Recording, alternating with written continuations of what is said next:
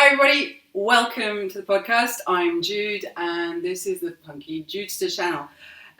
As you may have noticed, last time we were calling this the L3DI podcast. That was because we were trying to think of a name while and so we came up with the school name as a holder name, but we're now creating a whole separate channel for this because we were going to be doing other content as well, not just the podcast. So we decided to create a whole new channel with a whole new identity and hopefully you guys are going to enjoy it already. Maybe you could give some feedback on the name that she's given to you. Yes, because I've just bought the domain. Okay, so you can't give any feedback. No, it's done. PunkyJudester.com is now a thing. It's all on Facebook, it's on Twitter, it's on my Instagram. Follow me on all the socials. Remember to subscribe as well. Like, comment, and subscribe, of course. So, Emma is here with me. Hi.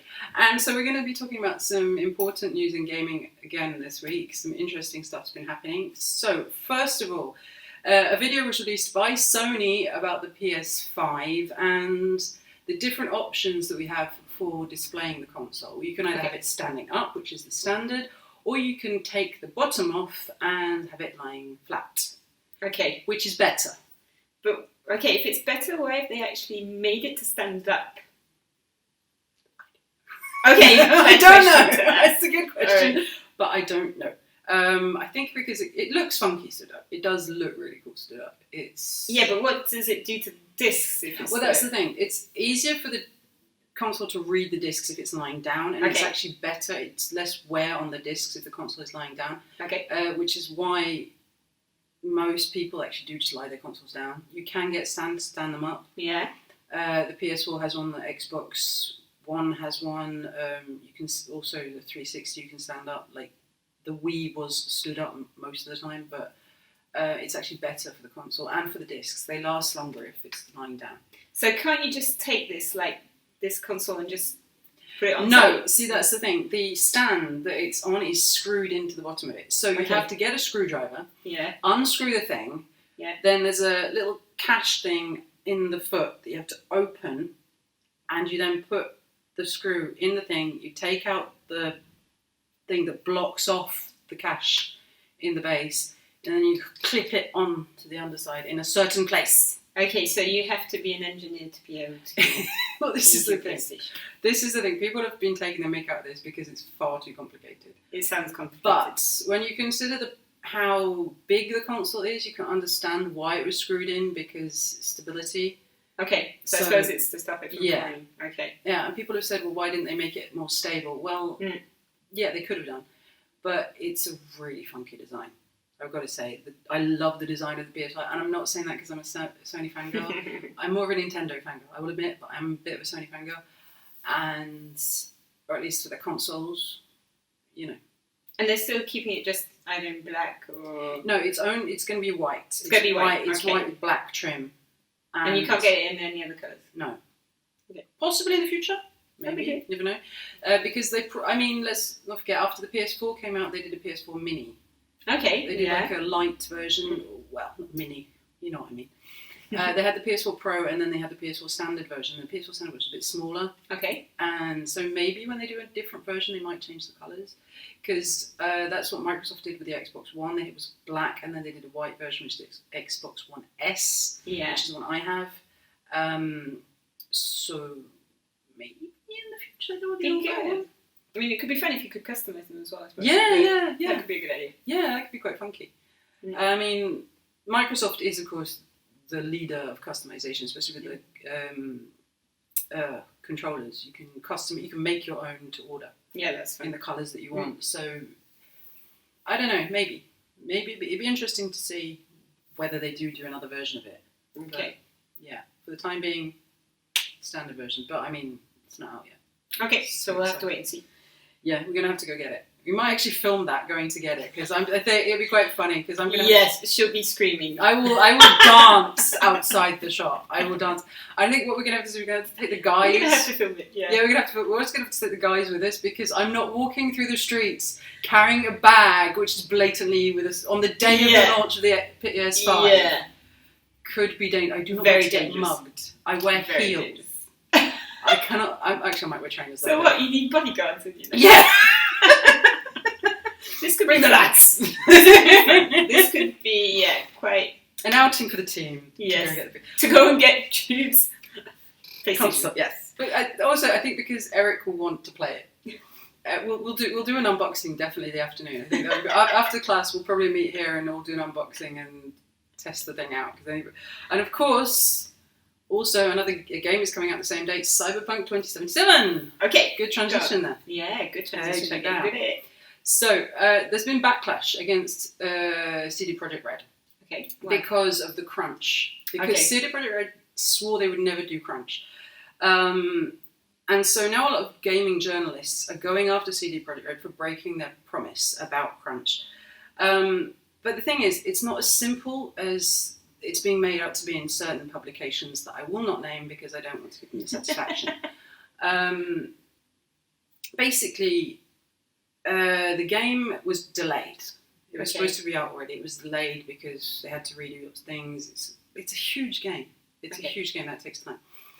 And so they asked the staff at CD Projekt Red, do you want us to delay the game or would you be willing to work overtime? Okay.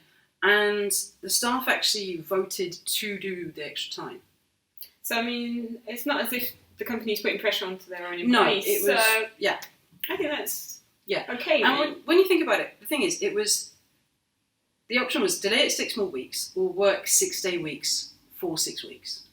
Yeah, and I suppose the staff knows that there's loads of customers that are just waiting for this game to come out and they just want to satisfy the people. So I think if the employees are okay about it, go for it, you know. Exactly. You can't punish them for that. And that's the thing. There was one article written by somebody who, I won't mention his name, but I don't respect at all. He's made a career out of writing articles about this and making crunch out to be worse than it is. Look, my brother works in gaming. I know people who work in gaming. Crunch is a thing, unfortunately, but you have deadlines that you have to meet. It's not as simple as he's making it out. It's not like they're sleeping under their desks or not eating, whatever. They're working overtime for a short length of time.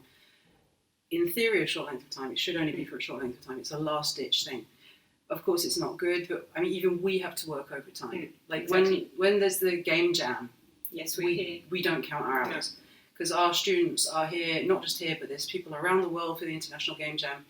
And we enjoy it as well. Yeah, and it's fun. Yeah. But we don't count our hours. We sleep here. We literally sleep here. Exactly. To make sure that everything's okay, to make sure everyone's doing what they're supposed to be doing. And so, we do overtime as well. Every job has overtime. Exactly. Fortunately, it's not permanent. If it was a permanent state of crunch, then obviously, yes. If they weren't getting recompensed for it, if they weren't getting thanked for it, then yes, that would be completely wrong. But in this case, it's one extra Saturday for 6 Saturdays.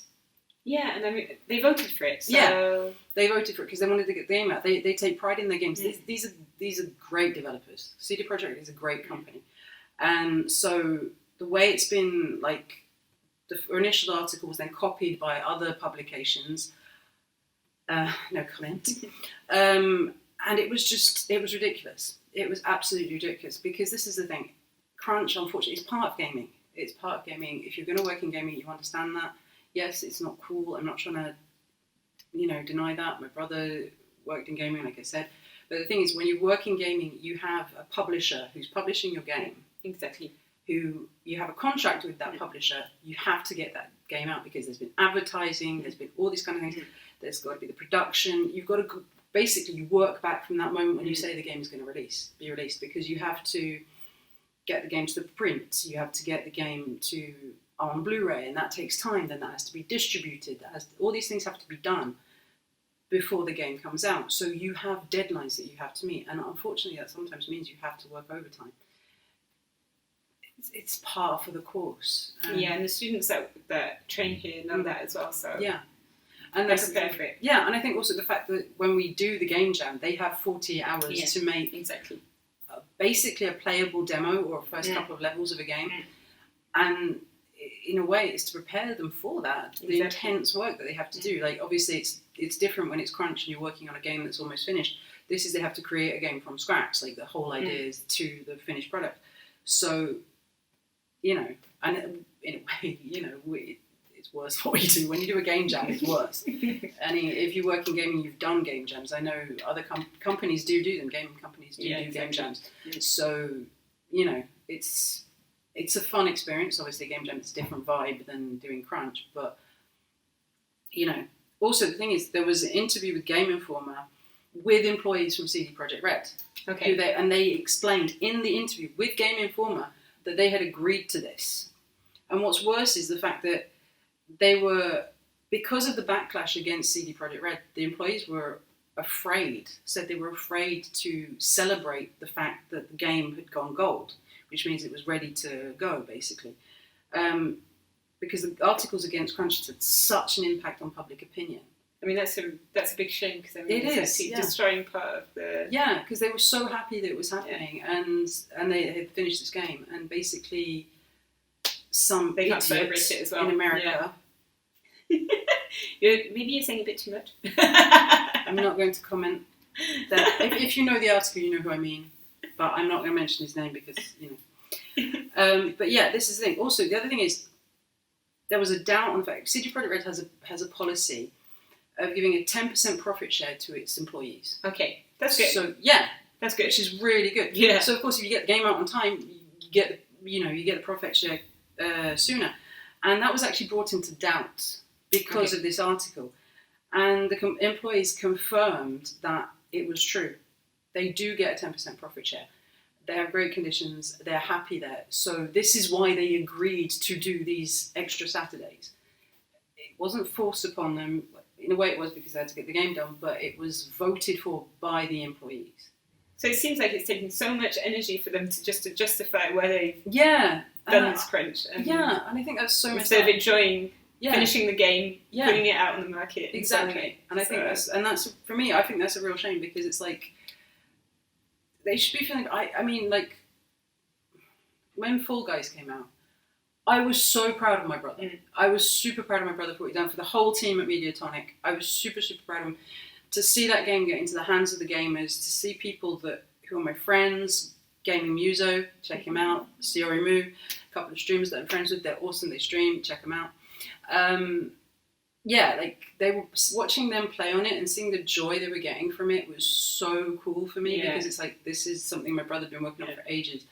And obviously the whole team, but I mean, my brother, he matters most to me. But like, so to think that maybe, I mean, I know they probably had to do crunch to get the game out. Yeah, they had a deadline. Had a deadline. It was, you know, and I said, you know, it would be a real shame to think that the joy that these developers feel, or should be feeling, because of a game that they made, and the pride they feel in making that game, is destroyed because a couple of idiots decided to write hit pieces on their company.